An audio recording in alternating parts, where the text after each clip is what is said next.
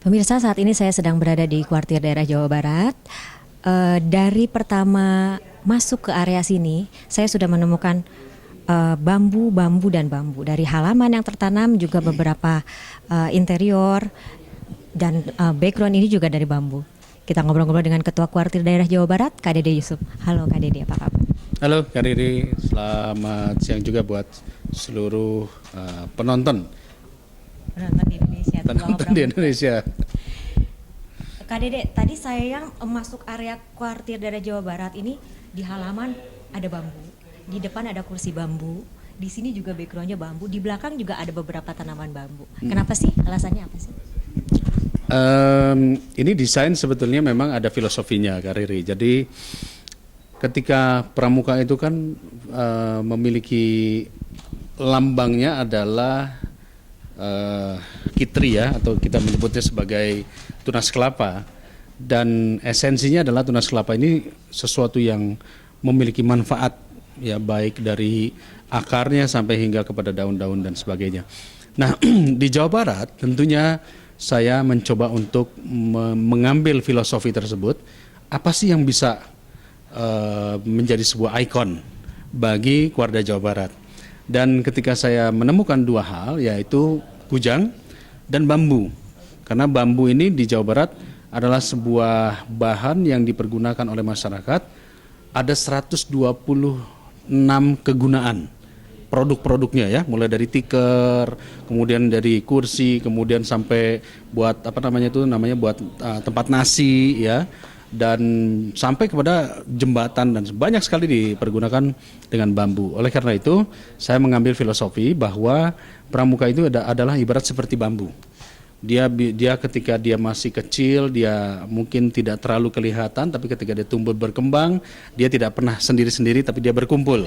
Dan akarnya itu juga menjaga sehingga tanah tidak longsor, dan hasilnya bisa bermanfaat buat macam-macam. Nah, filosofi ini yang saya tanamkan ya, kita bisa lihat di belakang pun juga saya menggunakan selain batu alam juga adalah bambu, dan kita menggunakan furniture dari bambu, dan kita juga banyak kegiatan-kegiatan yang melibatkan penggunaan bambu. Dan di Jawa Barat ini memang banyak ya tumbuh bambu, tumbuh banyak di Jawa Barat. Ya, kebetulan di Indonesia ini dari sekian banyak jenis bambu, yang paling banyak itu adalah di Jawa Barat ya. Rumpunnya ya, jenis-jenisnya tuh cukup banyak, ada bambu butung. Termasuk juga bambu-bambu yang langka. Nah, sayangnya bambu ini hanya banyak digunakan ketika terjadi event-event seperti kampanye, pemilu dan sebagainya. Itu banyak sekali bambu. Nah, selebihnya ya tidak terpelihara. Itu sebabnya kami pun juga mencoba membuat satu program untuk pelestarian bambu dengan menanam bibit-bibit bambu, kemudian memberikan pelatihan-pelatihan bagaimana menggunakan bahan-bahan bambu itu untuk menjadi alat-alat yang berguna. Oke, terus dengar-dengar Kuarda Jabar sedang atau sudah membangun beberapa jembatan bambu ya. Ya, salah satu yang menjadi target kita sekarang adalah program Abdi Masyarakat. Dan ketika saya melihat bahwa pramuka sebetulnya sudah banyak melakukan kegiatan bersama masyarakat ya, namun saya pengen ada tapaknya, ada satu jejak peninggalan pramuka, dan saya melihat bahwa di beberapa daerah ketika kita selalu mendengar adanya jembatan gantung yang sudah rusak, atau kemudian anak-anak sekolah bergelantungan menyeberang sungai. Padahal mestinya itu bisa dikerjakan oleh baik pemerintah maupun masyarakat. Nah, terdorong itulah saya mengambil filosofi bambu kembali, maka kami membuat program Jembatan Bambu Pramuka. Dan kita sudah melakukan itu hampir, saat ini sudah 8 yang dibuat, dan dalam proses pengerjaan masih ada 3, dan planningnya kita masih ada 8 lagi yang akan kita bangun di beberapa daerah-daerah yang memang susah atau tidak ada sarana untuk menghubungkan dua daerah tersebut. Dan ketika ini sudah dilakukan, masyarakat merasakan manfaatnya, dan itulah esensi daripada pramuka. Jadi harapan dari program ini untuk para pramuka dan masyarakat apa, Ketua? Harapannya sederhana, jadi mengembalikan kembali suasana kesetiakawanan sosial ya, dan gotong royong. Karena sifatnya di sini adalah pramuka sebagai, boleh dikatakan sebagai pemicu ya, untuk memicu kegotong royongan di kalangan masyarakat, sehingga masyarakat bersama dengan pramuka bahu-membahu membuat sebuah jembatan yang akan manfaatnya dirasakan oleh masyarakat juga.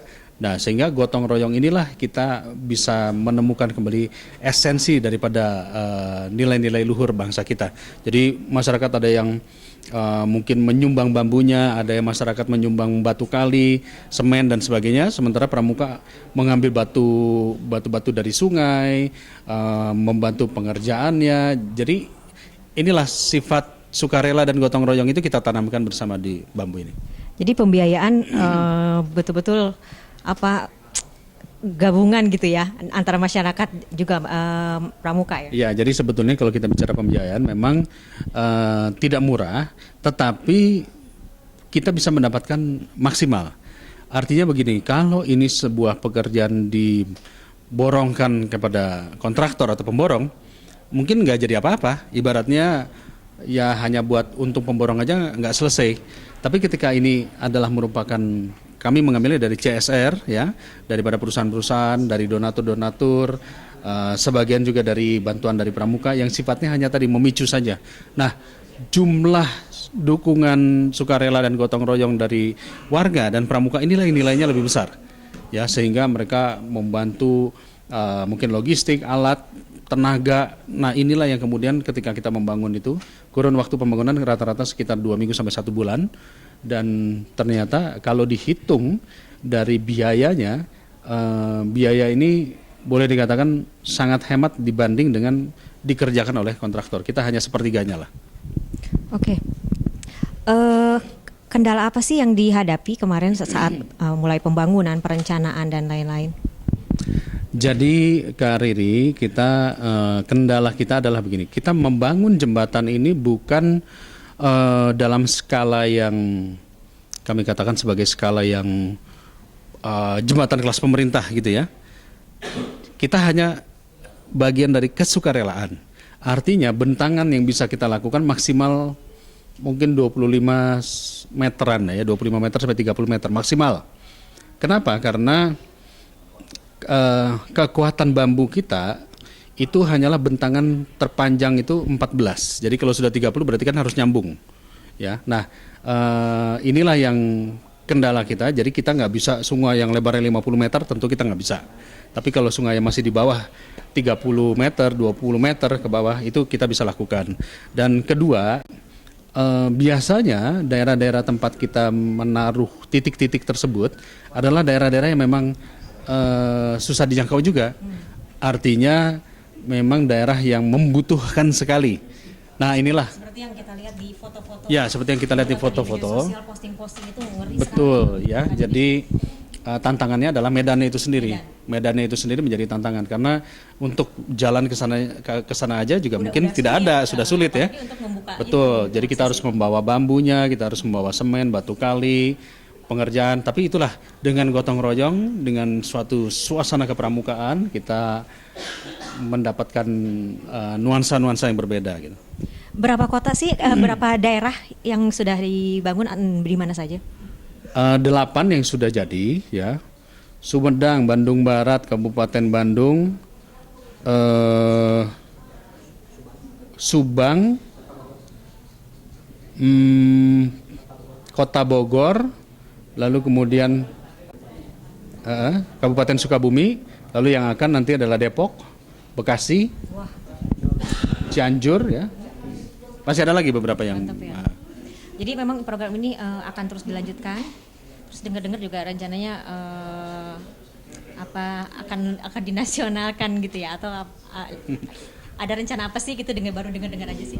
Sebetulnya sih kita targetnya memang Jawa Barat saja ya, karena domain kami adalah Kuarda Jawa Barat. Tapi ketika satu saat kami presentasikan itu ke Kuarnas, ke depan Kakwarnas beserta seluruh andalan nasional, lalu beliau-beliau ini tertarik untuk menjadikan ini sebagai bagian daripada kegiatan Messenger of Peace, ya, yang mana diharapkan kegiatan seperti ini bisa sampai kepada dunia bahwa pramuka itu berbuat sesuatu untuk kemanusiaan.